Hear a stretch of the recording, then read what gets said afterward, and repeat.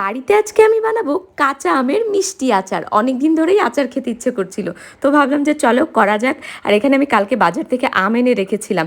দেখো, আমি তো সব টাইপের আচার খেতেই ভালোবাসি, তবে আমের মিষ্টি আচারটা আমার সব থেকে বেশি পছন্দ। তোমাদের কার কার আমার মতো মিষ্টি আচারটা বেশি পছন্দ অবশ্যই কিন্তু কমেন্টে একটা হাই করে দিও।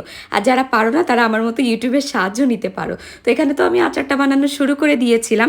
এর ভিতরে আবার তোমাদের জন্য একটা শ্যুট করলাম, মানে আমি কিছু শপিং করেছিলাম, সেটাই তোমাদের সাথে লং ব্লগে শেয়ার করলাম।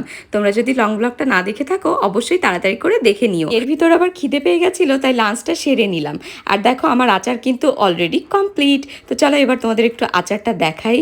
তো দেখো, দেখতেই এত বেশি ইয়াম্মি হয়েছিল, আর খেতেও কিন্তু দারুণ হয়েছিল। তোমরা আমার এক্সপ্রেশনটা দেখে বুঝতে পারবে। তো এবার আমি তো মজা করে আচারটা খেতে থাকি, আর তোমরাও যাও ভিডিওটা লাইক কমেন্ট শেয়ার করো, আর অবশ্যই আমার চ্যানেলটা সাবস্ক্রাইব করে দিও।